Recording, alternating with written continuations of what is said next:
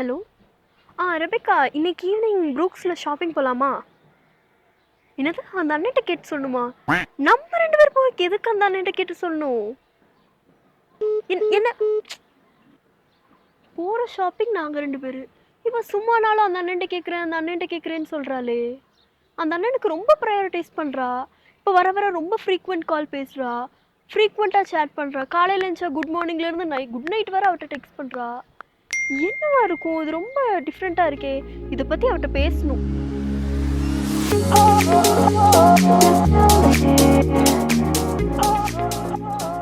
அதாவது ஆத்தும பிணைப்பு இல்லைன்னா சோல் டைன்னு இதை சொல்லுவாங்க. ஒருத்தர் மேல ஒரு அளவிட முடியாம ஒரு இமோஷனல் இல்லைன்னா ஒரு ஸ்பிரிச்சுவல் ஈவன் ஒரு ஃபிசிக்கல் கனெக்ஷன் இல்லை ஒரு ஸ்ட்ராங் பாண்டிங் இருக்கும் அவங்களுக்கு.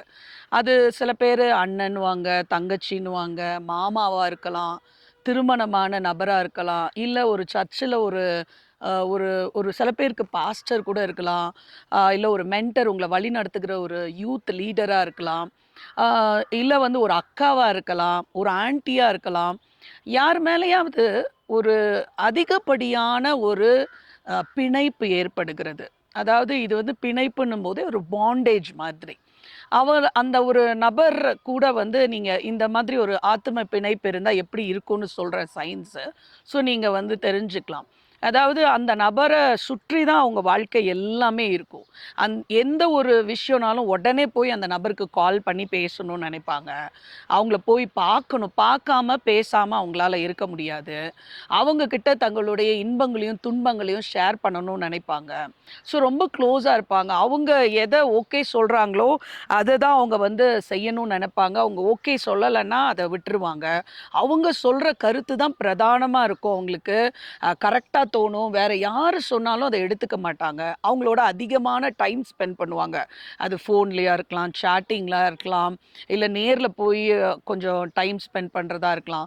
இது சரியில்லையேன்னு தோணும். ஏன் இவங்க 2 பேரும் இது என்ன மாதிரி ஒரு உறவுன்ற ஒரு குழப்பம் கொண்டு வரோன்னு வச்சுக்கோங்க. இப்போ ஒரு அண்ணன் தம்பினா ஓகே, அவங்க பார்க்குறாங்க, பேசுகிறாங்க, போயிடுறாங்க. இது ஒரு ஒரு ஒரு மென்டர்னா ஒரு ஒரு தடவை பேசுகிறாங்க, ஒரு ஆலோசனை கொடுக்குறாங்க, போயிடுறாங்க. இதெல்லாம் ஓகே. ஆனா இத தாண்டி ஒரு குழப்பம் வருகிறது இல்லையா? What is this kind of a relationship? எதுக்கு அவ்வளோ தூரம் நீ ஃபோன் பண்ணிட்டு இருக்க? எதுக்கு வந்து அன்டைம்லலாம் அவங்க கால் பண்றாங்க? இல்ல எதுக்கு வந்து அவங்க உன்னோட எல்லா காரியத்திலயும் அவங்க வந்து ஈடுபடுறாங்க?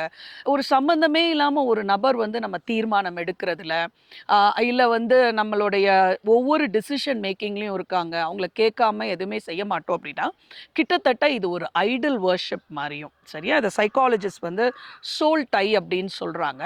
இது வந்து ஒரு நல்ல சோல் டை, காட்லி சோல் டை இருக்கு. இப்போ ஃபார் எக்ஸாம்பிள் வேதத்துல நீங்க பார்த்தீங்கன்னா, தாவீதும் யோனத்தானும் இருந்தாங்க. அவங்க அப்படியே ரொம்ப வந்து நல்லா இருந்தாங்க. பட் காடோட வில்லுல இருந்தாங்க. பாருங்க, அவங்க பிரிஞ்சிருந்தா கூட they had a respect for each other.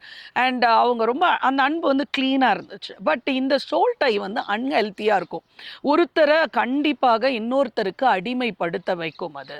இது ஒரு கணவன் மனைவி உறவுனா ஓகே, அது பரவாயில்ல. பட் அது இல்லாம ஒரு அன்டிஃபைன்டு ரிலேஷன்ஷிப்பு நம்ம இருக்கோம்னா, அது ஒரு ஆத்தும பிணைப்பில் நீங்கள் இருக்கீங்க.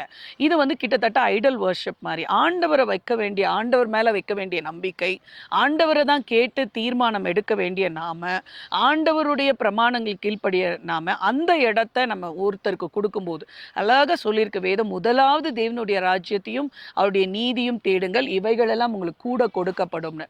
அந்த முதல் ப்ரையாரிட்டி இடத்த இன்னொரு நபருக்கு நம்ம கொடுக்கும்போது, கண்டிப்பாக அது ஒரு ஆத்தும பிணைப்பு. அதிலிருந்து நம்ம வெளியே வரணும். இது ஒரு பாவம். இது ஆண்டவருக்கு பிரியமில்லாத காரியம். ஆண்டவர் அவருக்கும் நமக்கும் நடுவில் வேற யாரையும் ஒரு விடவே மாட்டார் இல்ல.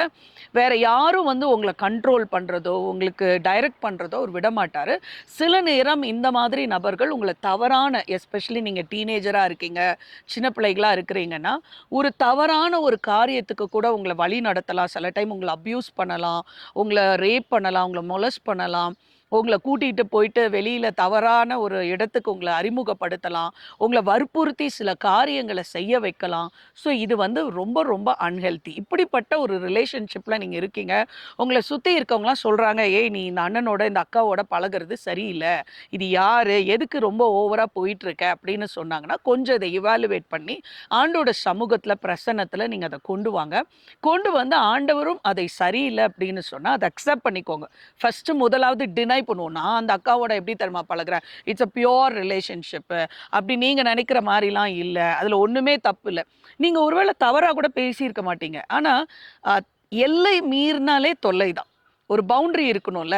இவ்ளோ டைம் தான் ஸ்பெண்ட் பண்ணணும் ஒருத்தரோடனா, இவ்ளோ டைம் தான் ஸ்பெண்ட் பண்ணணும். இப்ப தான் ஒரு கால் பண்ணணும்னா, அப்போ ஒரு கால் பண்ணணும். ஒரு வீக்லி ஒரு கால், ஒரு அப்டேட் தப்பில்ல. ஆனா டெய்லி கால் பண்றோம், எல்லாத்துக்கும் கால் பண்றோம், எல்லாத்தையும் சொல்றோம்னா, அது தவறு. அப்போ ஒருவேள அது தவறான ஒரு ஒரு அட்ராக்ஷனோ, ஒரு தவறான ஒரு ஒரு ஒரு காதல் அந்த மாதிரி இல்லன்னா கூட, இந்த ஆத்தும பிணைப்பு ஆபத்தானது. அது உங்கள அ ஆண்டவருக்கு அது பிரியமில்ல. ஆண்டவருக்கும் உங்களுக்கும் இருக்கிற ரிலேஷன்ஷிப்ப முதலாவது அது பிரிக்கிறது. அதுக்கப்புறம் இது உங்க சாட்சியம் கெடுக்கும். நீங்க ஒரு அடிமைத்தனத்துல இருக்கீங்க. குட் மார்னிங், குட் ஈவ்னிங் சொல்லிட்டு, எப்ப பார்த்தாலும் அவங்களோட பேசிட்டு, எப்ப பார்த்தாலும் அவங்களோட இருக்கிறீங்கன்னா, அது வந்து உங்களோட கோல நீங்க அச்சீவ் பண்ண முடியாது. அப்புறம் அவங்க டிக்டேட் பண்றத தான் நீங்க செய்துட்டு இருக்க முடியும். ஸோ, அதனால கண்டிப்பா இதுலேருந்து வெளிய வரணும். ஆண்டவர்ட்ட பெலன் கேளுங்க. ஃபர்ஸ்ட்டு அக்செப்ட் பண்ணிக்கோங்க. ஆமா, நான் ஒரு ஆத்தும பிணைப்புல இருக்கேன் அப்படின்னு சொல்லி, அதுக்கப்புறம் ஆண்டவர்ட்ட ஜெபிச்சு வெளிய வாங்க. ஒரு அக்கவுண்டபிலிட்டி வச்சுக்கோங்க.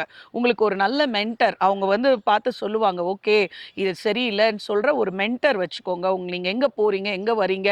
உங்க பெற்றோர் உங்கள கண்காணிக்கிறாங்களா? அந்த மாரி ஒரு கண்காணிக்கிறவங்க உங்களுக்கு கண்டிப்பா தேவ.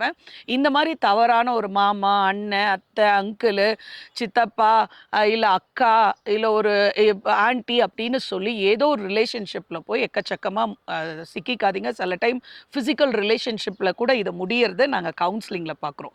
ஏன் இத நாங்க பேசிட்டு இருக்கோம்னா, இந்த மாதிரி நெறைய பிள்ளைகள் போய் ஈவன் ஒரு திருமணமான நபரோட இணைந்து பிரெக்னன்ட்டாலாம் ஆன டீனேஜர்ஸ் இருக்காங்க. 15, 16 இயர்ஸ்ல போயிட்டு சும்மா நான் அங்கிள்ன்னு பழகுனேன், அண்ணன்னு பழகுனேன்னு சொல்லி அவங்க லைஃபே தொலைச்சிட்டு நிக்கிற நெறைய பிள்ளைகள் இருக்காங்க. ஸோ அதனால இது ஆண்டவருக்கு விரோதமான பாவம். வெளிய வந்துருங்க. இந்த ஆத்தும பிணைப்பு இட்ஸ் அன் ஐடல் வொர்ஷிப். மன்னிப்பு கேட்டு சீக்கிரமா வெளிய வந்துட்டீங்கன்னா, அது ரொம்ப நல்லாருக்கும். God bless you.